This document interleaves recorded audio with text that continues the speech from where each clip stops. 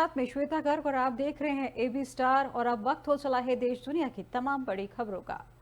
महाराष्ट्र विधानसभा चुनाव को लेकर शिवसेना उद्धव गुट ने 15 उम्मीदवारों की दूसरी लिस्ट शनिवार सुबह जारी कर दी है, जिसमें शिवड़ी विधानसभा से अनिल चौधरी को उम्मीदवार बनाया गया है। जहां शिवड़ी सीट से लगातार लालबाग राज मंडल के मानद सचिव सुधीर साल्वे टिकट मांग रहे थे, लेकिन अनिल चौधरी का नाम फाइनल हुआ है। वही जानकारी के मुताबिक शिंदे की बगावत के समय अनिल चौधरी ने ठाकरे परिवार के साथ दिया था, इसलिए पार्टी ने उन्हें ही टिकट दिया है। शिवसेना ने अब तक 80 उम्मीदवारों का ऐलान किया है, जहां 3 दिन पहले 23 अक्टूबर को जारी की गई एक लिस्ट में पार्टी ने 65 उम्मीदवारों की घोषणा की थी।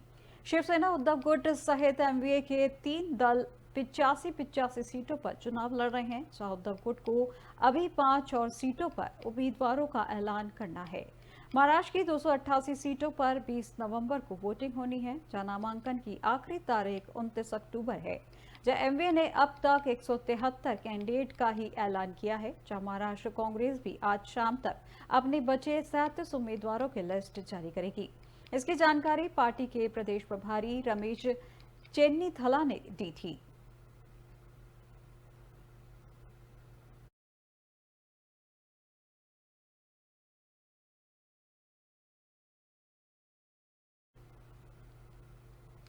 त्योहारों पर यात्रियों की भारी भीड़ को देखते हुए हर साल रेलवे द्वारा विशेष ट्रेनें चलाई जाती हैं। हालांकि रेलवे को काफी प्रयासों के बावजूद त्योहारों के समय टिकटों को लेकर काफी परेशानी होती है, लेकिन इस बार उत्तर रेलवे ने त्योहारों के समय 3000 से ज्यादा विशेष ट्रेन चलाने का फैसला किया है, ताकि यात्रियों को किसी तरह की परेशानी का सामना न करना पड़े और वे त्योहारों पर अपने अपने घर जा सकें। उत्तर रेलवे ने 1 अक्टूबर को 30 नवंबर तक 3144 विशेष रेलगाड़ियां चलाने की योजना बनाई है, जो अब तक की सबसे ज्यादा है।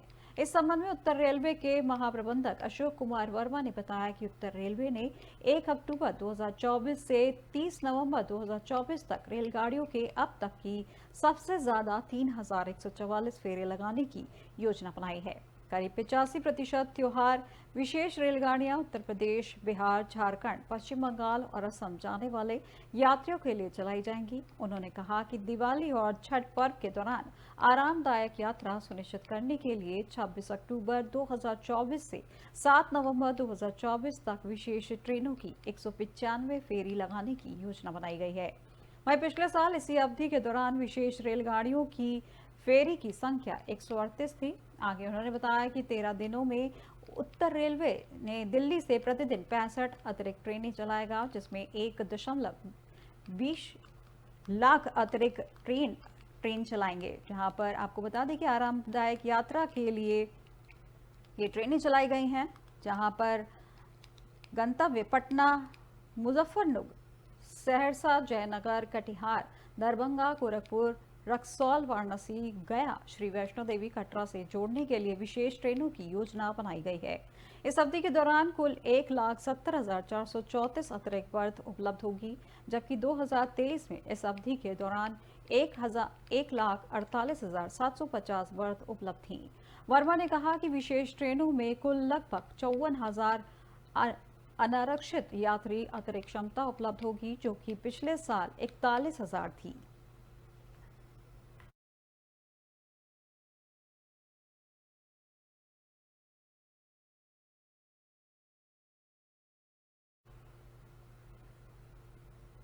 महाराष्ट्र में हाल ही में एनसीपी अजीत पवार के नेता बाबा सिद्दीकी की हत्या कर दी गई। जहां बाबा सिद्दीकी शूट आउट केस का अब पाकिस्तान कनेक्शन सामने आ रहा है, जहां मुंबई क्राइम ब्रांच के सूत्रों के मुताबिक भारत तक हथियार पहुंचाने के लिए पाकिस्तान से ड्रोन के लिए जरिए हथियार भेजे गए थे। जहां शूट आउट में 3 विदेशी पिस्टल और 1 देशी पिस्टल का खुलासा हुआ है। इसमें एक ऑस्ट्रेलियन ग्लॉक, दूसरा टर्किश मेड जिगाना, तीसरा है ऑस्ट्रेलियन मेड ब्रेटा, जबकि चौथी देशी पिस्टल थी। बाबा सिद्दीकी शूटआउट केस की जांच कर रही है, जहां क्राइम ब्रांच ने एक और खुलासा किया है।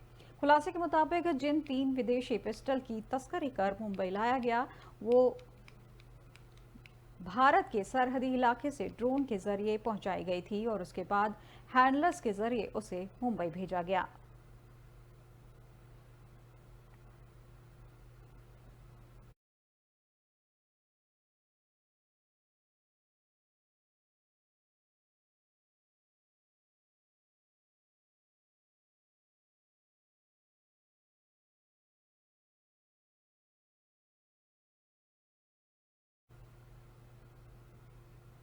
चक्रवाती तूफान दाना का पिछले 6 घंटों के दौरान उत्तरी ओडिशा पर बना दबाव थोड़ा धीमा होता जा रहा है और ये पश्चिम की ओर बढ़ रहा है। साथ ही उसी क्षेत्र में कमजोर होकर एक सुस्पष्ट निम्न दबाव वाले क्षेत्र में बदल गया है। अगले 12 घंटों के दौरान इसके और कमजोर होकर महत्वहीन हो जाने की संभावना है। वहीं चक्रवाती तूफान दाना कमजोर पड़ने लगा है। मौसम विभाग ने तूफान के जितना आक्रामक होने की उम्मीद लगाई थी उतना आक्रामक नहीं रहा। ओडिशा के बालेश्वर में इसका अधिक प्रभाव देखा गया है, लेकिन इससे कोई नुकसान नहीं हुआ है। किसी भी प्रकार के जानमाल की क्षति भी नहीं हुई है। वहीं बंगाल, ओडिशा के झारखंड के लोगों को भी राहत मिली है। चक्रवात दाना ओडिशा के तट से टकरा गया है, जहां भारतीय मौसम विभाग आईएमडी के अनुसार चक्रवाती तूफान दाना के लैंडफॉल की प्रक्रिया गुरुवार रात को शुरू होकर शुक्रवार सुबह तक जारी रहने की उम्मीद है। वहीं शुक्रवार सुबह तक लैंडफॉल की प्रक्रिया करीब 4 से 5 घंटे तक चलेगी, जहां उस वक्त हवा की रफ्तार लगभग 120 किलोमीटर प्रति घंटे रहने की आशंका है।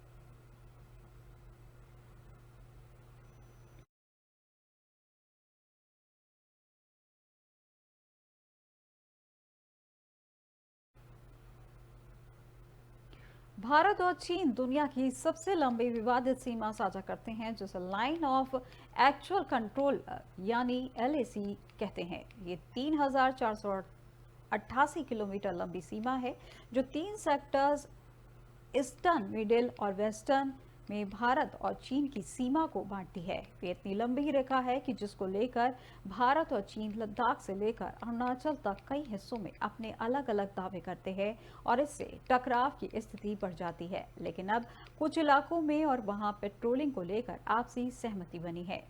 आर्मी सूत्रों के मुताबिक भारत और चीन के बीच में कुछ इलाकों की लेकर आपसी सहमति बनी है और पेट्रोलिंग फिर से शुरू की जाएगी, जिसमें अब अरुणाचल प्रदेश का यांगत्से भी शामिल है। इस क्षेत्र में चीनी सैनिकों को गश्त की अनुमति दी जाएगी, जहां यांगत्से में पहले की तरह चीनी सैनिक पेट्रोल कर सकेंगे और गश्त के दौरान एक दूसरे की आवाजाही को अवरुद्ध नहीं किया जाएगा।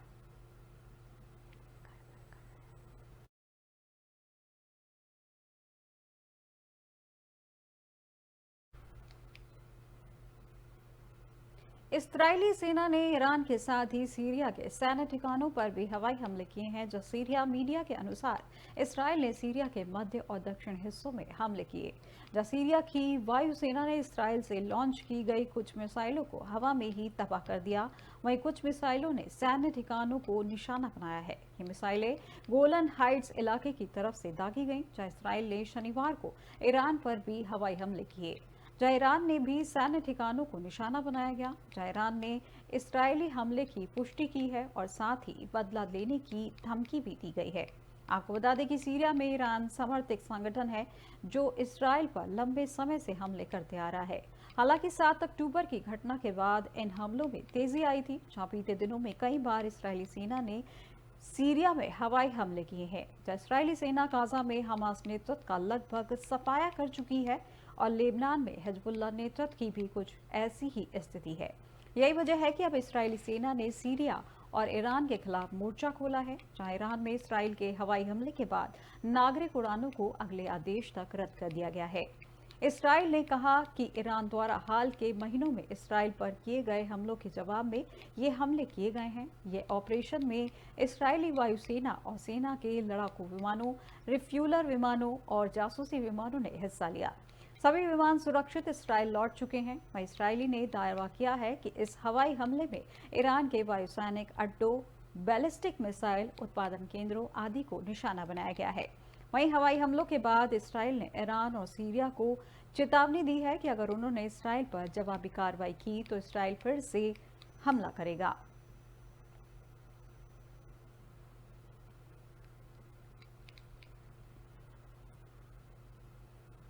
आम आदमी पार्टी ने शुक्रवार को आरोप लगाया है कि भाजपा के गुंडों ने शुक्रवार को विकासपुरी में एक पदयात्रा के दौरान आम आदमी पार्टी के राष्ट्रीय संयोजक अरविंद केजरीवाल पर हमला बोला है, जहां पर उन्होंने दिल्ली की मुख्यमंत्री आतिशी ने शुक्रवार को प्रेस कॉन्फ्रेंस में कहा कि भाजपा जानती है कि वो अरविंद केजरीवाल को चुनाव में नहीं हरा सकती तो गंदी राजनीति कर उनकी जान लेना चाहती है। पहले फर्जी केस में जेल में इंसुलिन रोक कर तो अब जानलेवा हमला करवाकर भाजपा अरविंद केजरीवाल की जान लेना चाहती है।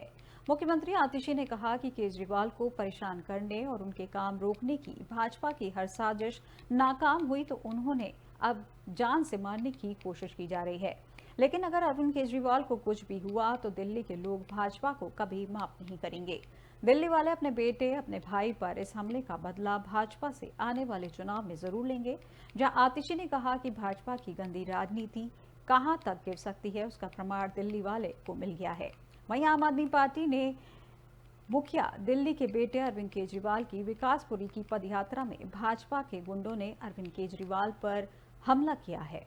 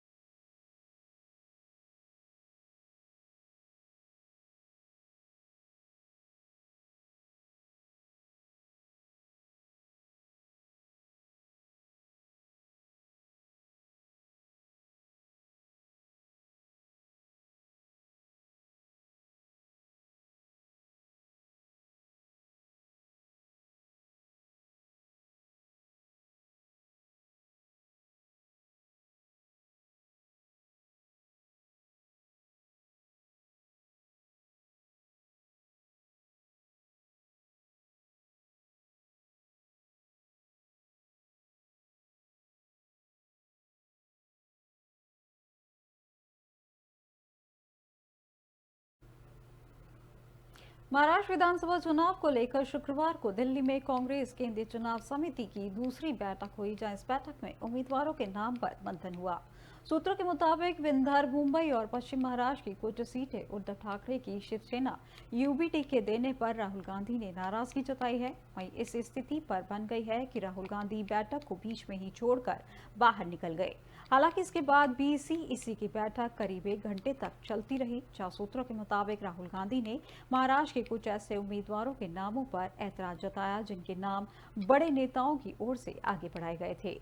राहुल ने इन उम्मीदवारों के चयन की क्राइटेरिया पर भी नाराजगी जताई है। वहीं सूत्रों के मुताबिक महाराष्ट्र कांग्रेस के कुछ नेताओं ने कई सीटों पर टिकट देने के लिए अपने करीबियों या रिश्तेदारों के नामों को आगे बढ़ाया है।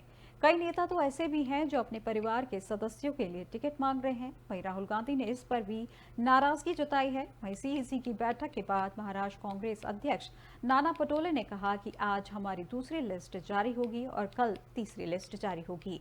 हमारा बेहतर प्रदर्शन महाराष्ट्र में आपको देखने को मिलेगा, जहां महाराष्ट्र में पूरी बहुमत से महाविकास अघाड़ी की सरकार आएगी। हम कुछ सीटों की मांग कर रहे हैं और हमें जो सीटें मिली हैं उन पर हमने ओबीसी उम्मीदवारों के साथ न्याय करने की कोशिश की है।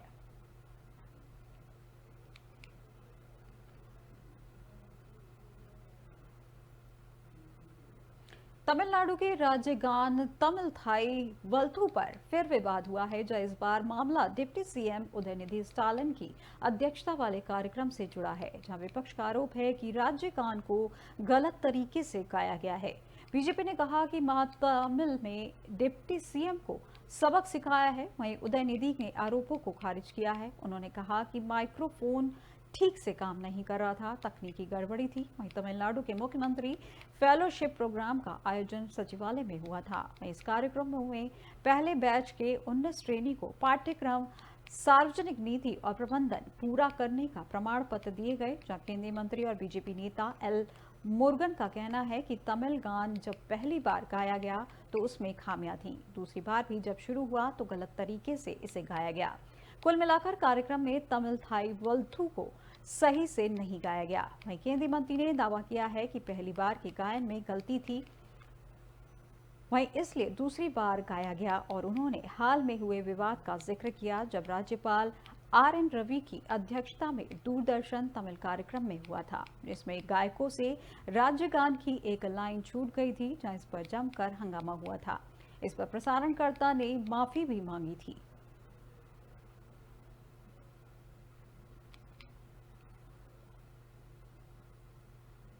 तुलसी पीठ के पीठाधीश्वर रामभद्राचार्य ने शुक्रवार को देर के तमाम मुद्दों पर अपनी राय व्यक्त की है। उन्होंने कहा कि हिंदू मंदिरों से सरकार का अधिग्रहण हटाया जाए, हिंदी राजभाषा और रामचरितमानस को राष्ट्र ग्रंथ घोषित किया जाए, जिसके साथ ही पाक अधिकृत कश्मीर को भारत में शामिल किया जाए। राजनीतिक दलों में हिंदू और मुस्लिम धर्म पर बयानबाजी पर रामभद्राचार्य ने कहा कि ये गलत है। सुप्रीम कोर्ट ने भी कह दिया कि हिंदुत्व भारतीयता का पर्यायवाची है, जो अत्याचार मुस्लिम दल कर रहा है, ना जाने हम क्यों सहन कर पा रहे हैं। अभी दुर्गा पूजा में देखा कि आपने कितना बड़ा अनर्थ हो गया, जहां मथुरा में श्री कृष्ण जन्मभूमि विवाद मामले में रामभद्राचार्य ने कहा कि जैसे मेरी गवाही से राम जन्मभूमि मामले की दिशा बदली थी, वैसे ही वहां की भी दिशा बदलेगी। इस मामले में कोर्ट से बुलावा आएगा तो मैं गवाही देने जाऊंगा। हिंदू जैसा कोई सहिष्णु हो ही नहीं सकता। हमारी सहिष्णुता की अग्नि परीक्षा हो रही है। वहीं तुलसी पीठ के पीठाधीश्वर रामभद्राचार्य ने कहा कि बांग्लादेश में क्या हुआ, अन्य देशों में क्या हो रहा है, हमारे बंगाल में क्या हो रहा है, फिर भी हम सहन कर रहे हैं, लेकिन अब नहीं करेंगे। रामभद्राचार्य विजेथुआ महोत्सव में श्री राम कथा करने पहुंचे थे, जहां कादीपुर कोतवाली से सूरजपुरा में पौराणिक विजेथुआ महावीरन धाम है।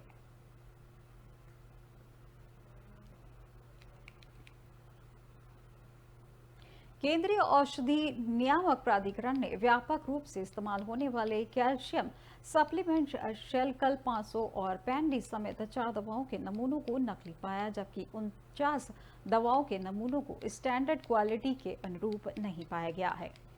वहीं दवाओं के कुछ बैच जिन्हें क्वालिटी में कमी वाली लिस्ट में शामिल किया गया है, वो Alkem health science, Aristo pharmaceuticals, केमिकला pharmaceuticals, Innova captain, Hindustan antibiotics और इप्का लेबोरेटरीज जैसी कंपनियां के हैं। दरअसल सितंबर के लिए अपनी मंथली ड्रग अलर्ट रिपोर्ट में 49 दवाओं के नमूने में पैरासीटामोल, पैंडी, कैल्शियम और विटामिन D3 को नकली घोषित किया गया है। वहीं ऑक्सीटोसिन, मेट्रोनिडाजोल और फ्लूकोनाजोल ने क्वालिटी में कमी वाली लिस्ट में शामिल किया गया है, जहां drug controller general of India यानी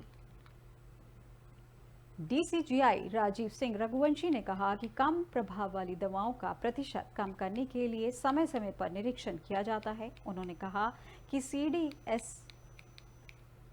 औषधि मानक नियंत्रण संगठन द्वारा दवाओं की सतर्क कार्रवाई और निगरानी से कम प्रभाव वाली दवाओं के प्रतिशत में भारी कमी आती है।